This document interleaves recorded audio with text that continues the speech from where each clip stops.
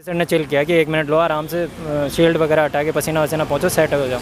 फिर उन्होंने पूछा कि अच्छा, तो फिर वो पूरा इंट्रो देते हैं, वो मेंबर्स को बताते हैं। फिर उन्होंने एग्रीकल्चर से स्टार्ट किया सीधा कि हम 2022 तक किसानों की आय दोगुनी करना चाह रहे हैं, तो क्या समस्याएं हैं इसमें और कैसे मेजर करते हैं। तो मेजरमेंट का तरीका तो आता नहीं था, तो मैंने सर को बता दिया। मैंने कहा सर अभी तो डेटा तो नहीं है हमारे पास, लेकिन जो बेस डेटा है वो ये है।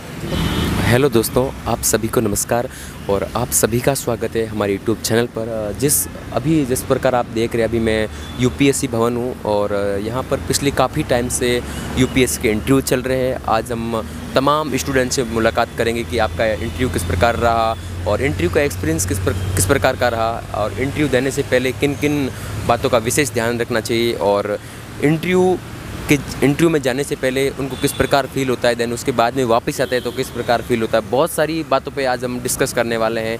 अगर ये वीडियो पसंद आए तो प्लीज़ वीडियो को लाइक करें और हमारे चैनल को ज़रूर सब्सक्राइब करें। हेलो दोस्तों, आप सभी को नमस्कार और आप सभी का स्वागत है हमारे यूट्यूब चैनल पर।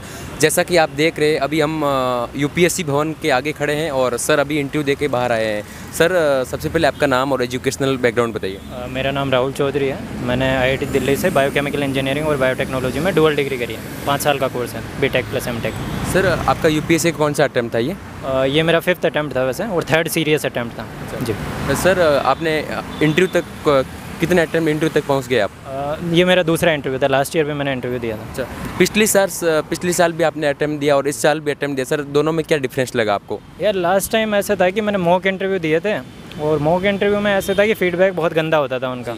तो उन्होंने ऐसे फील करा था कि कुछ आता ही नहीं है। इस बार मैंने मॉक इंटरव्यू 1-2 ही दिए और मैंने अपने आप पे कॉन्फिडेंस रखा और जो इंटरव्यू हुआ ना वो बहुत ही चिल इंटरव्यू था, मतलब कोई स्ट्रेस था ही नहीं। अच्छा सर, जैसा कि आपने बताया मॉक इंटरव्यू दिए, मॉक इंटरव्यू और रियल इंटरव्यू में क्या फ़र्क होता है?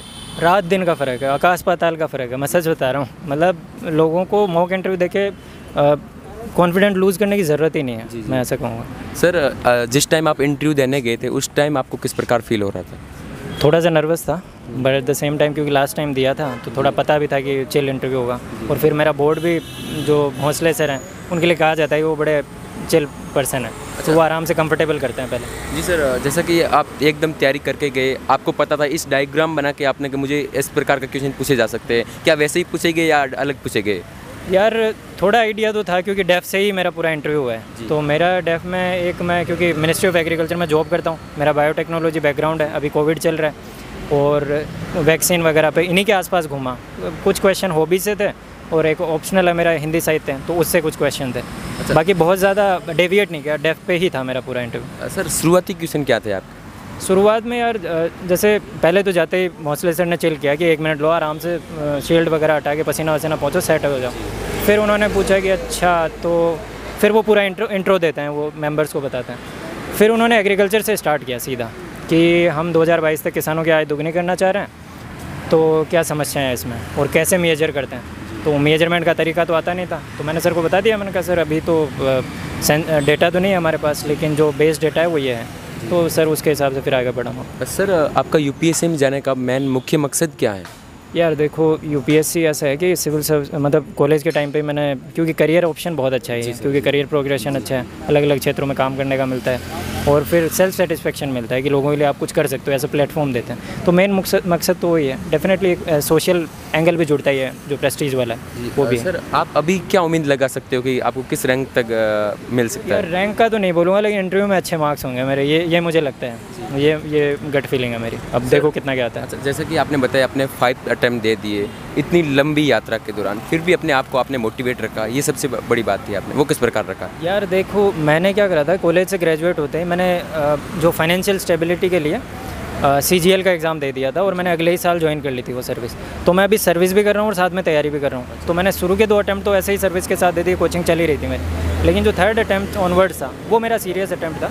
और उसके बाद क्योंकि मेरे पास एक बैकअप है, मेरे को फाइनेंशियल टेंशन नहीं है, तो मैं अपने उस पर्सपेक्टिव से एक मोटिवेशन रहता है कि ठीक है मैं जो भी करूँगा वो इससे तो अच्छा ही करूँगा।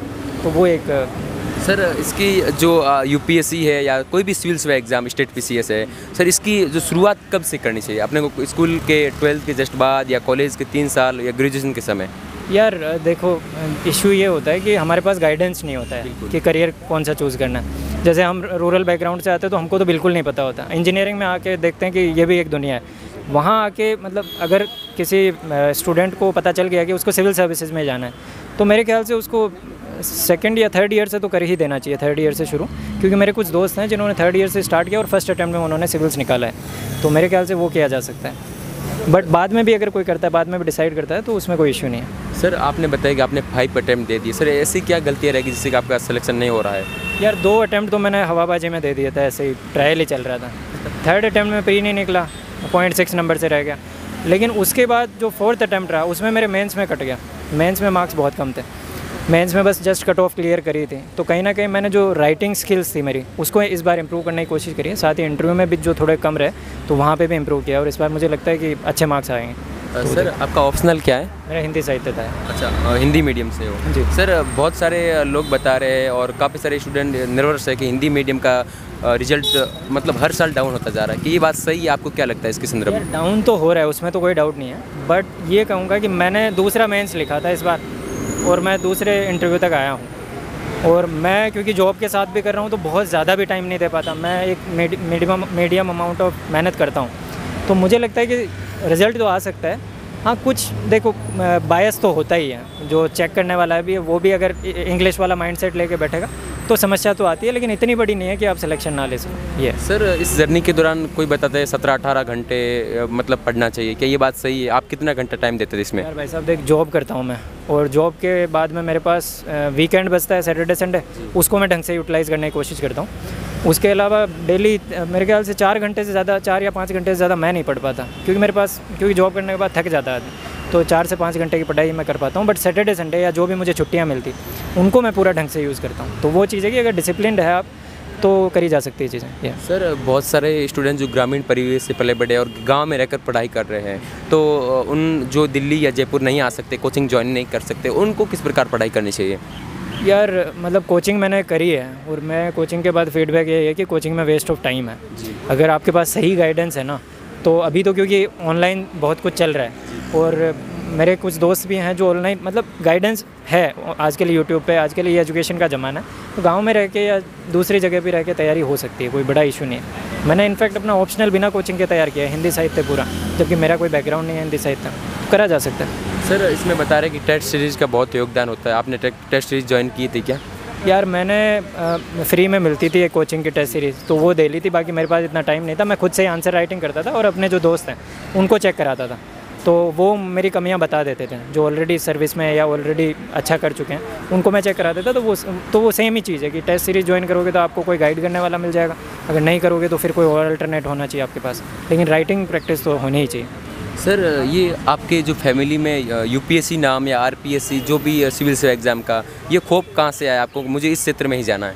यार देखो मतलब मेरे ख़ानदान में तो कोई नहीं है सिविल सर्विसेज में। एक मेरे अंकल हैं, वो मतलब कहे जा सकते हैं एडमिनिस्ट्रेशन में, बट यूपीएससी आरपीएससी में तो नहीं है वो। मैं कॉलेज में आके मतलब जब चीज़ें पता चली, मैं अपने सीनियर्स को देखता था कि यूपीएससी की तैयारी कर रहे हैं, तो इन चीज़ों के बारे में पता चला कि ये भी करियर ऑप्शंस हो सकते हैं और यहाँ सक्सेस मिलती है लोगों को, तो फिर मैं इसकी तरफ आगे बढ़ा।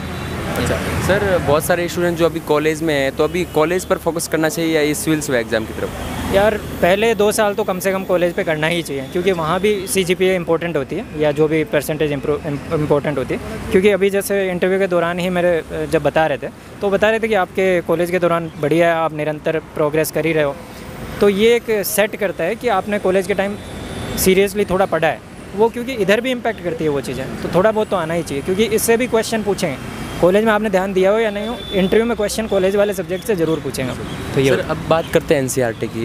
बोलते हैं कि सिविल सर्विस एग्जाम के लिए बहुत एक महत्वपूर्ण पार्ट होता है एनसीईआरटी। क्या सर आपने एनसीईआरटी फॉलो की? एनसीईआरटी फॉलो की तो किस प्रकार आपने पढ़ा उसको? यार मैंने एनसीईआरटी लिमिटेड ही की है, जैसे ज्योग्राफी की एनसीईआरटी मैंने पूरी पढ़ी है, इसके अलावा जो इकोनॉमी के कुछ सेलेक्टिवली पढ़ी थी, और जो ओल्ड वाली एनसीईआरटी है RS शर्मा वगैरह वो मैंने पढ़ी थी यार। तो मैंने कुछ सेलेक्ट करके टॉपिक्स उनमें से पढ़े थे, बाकी ऐसे पूरा एंड टू एंड मैंने कुछ नहीं पढ़ा एनसीईआरटी में। अच्छा सर, आपने नोट्स बनाए थे, वो नोट्स किस प्रकार बनाए? यार नोट्स मैंने क्या है कि वो एक जो कोचिंग ज्वाइन करी थी ना, मैं बता रहा था, तो उसी के नोट्स को बेस बनाया मैंने, फिर अपनी चीज़ें ऐड करी, जैसे जैसे करंट से आता मैं अपडेट करता जाता। हालांकि वो नोट्स इतने रेलेवेंट नहीं है, लेकिन जो मैंने चीज़ें ऐड करी ना वो रेलेवेंट है, तो उस वजह से मैं उन्हीं को फॉलो करता हूँ, उन्हीं में ऐड ऑन करता जाता हूँ, क्योंकि टाइम तो मैंने दिया ही था ना, वो इशू। सर आप जैसे कि लक्ष्मीकांत ऐसी बुक्स बता रहे हैं, लक्ष्मीकांत है, नितिन सिंघानिया, ऐसी कोई टॉप बुक्स बताइए जो अभी 12th की जस्ट बाद तैयारी कर रहे हैं स्टूडेंट। या 12th के बाद वालों को तो मैं कहूँगा कि NCERT पढ़ो पहले तो, क्योंकि आइडिया लो, जनरल आइडिया GS का उनके लिए, क्योंकि रेफरेंस बुक तब होती है जब आपको बेसिक चीज़ें आती हैं, और आपको तब लक्ष्मीकांत वगैरह पढ़ने का फ़ायदा है। एक बेसिक अंडरस्टैंडिंग, कॉन्सेप्ट समझना, कैसे चीज़ें काम करती है, वो सब चीज़ें NCERT से बढ़िया समझ में आती है। तो मेरे ख्याल से जो 12th के जस्ट बाद अगर सोच रहा है कोई, तो पहले इन्हीं को बेस बनाना चाहिए, इन्हीं को 1-2 बार पढ़े, उसके बाद आगे वाली चीज़ों का सोचें मेरा। सर आशा करते हैं कि आप एक अच्छे रैंक के साथ UPSC में सिलेक्शन हो और अपने राज्य और देश का नाम